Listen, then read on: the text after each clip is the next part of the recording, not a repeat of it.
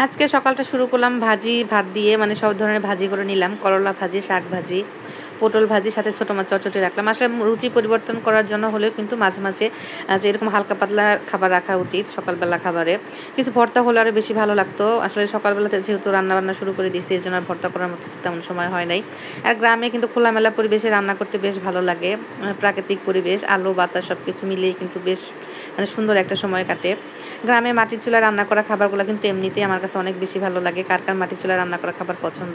আর এত তাড়াতাড়ি রান্না হয়ে যায়, মানে একদমই সময় কম লাগে। সব কিছু কেটে ধুয়ে নিলে কিন্তু খুব তাড়াতাড়ি রান্না হয়ে যায়। করলা ভাজিটাও কিন্তু দেখতে বেশ মুচমুচা হয়েছে, লোভনীয় হয়েছে। সাথে কিছু ভর্তা রাখলেও কিন্তু আরও বেশ ভালো হতো। আর একটু শাক ভাজি করে নিতেছি, পটল ভাজি, করলা ভাজি, শাক ভাজি, সাথে ছোটো মাছ চটচটি, বেশ ভালো একটা খাবার আইটেম হয়েছে। পটলগুলোকে চিকন করে কেটে নিচ্ছি, সাথে একটু পেঁয়াজ দিয়ে ভালো করে ভাজি করে নিব। পটল ভাজিতে পেঁয়াজ দিলেও কিন্তু বেশ ভালো লাগে। অনেকে আছে পেঁয়াজ না দিয়ে এমনিও ভাজি করে, আসলে যেটা যার ইচ্ছা। পটলগুলোকে একটু হলুদ লবণ দিয়ে একটু ভালো করে সিদ্ধ করে নিব। এখন ভাজা ভাজা হয়ে আসছে, এখন পেঁয়াজ কাঁচামরিচ দিয়ে দিব। এভাবে ভাজলে কিন্তু বেশ ভালো লাগে। চাইলে কিন্তু আপনারাও ট্রাই করতে পারেন। আমার রান্নাবান্না প্রায় শেষের দিকে, এখন শুধু খাওয়ার পালা। এই তো সবগুলো খাবার রেডি হয়ে গেছে, এখন সবাই মিলে একসাথে খাবো। সবাইকে আল্লাহ হাফেজ।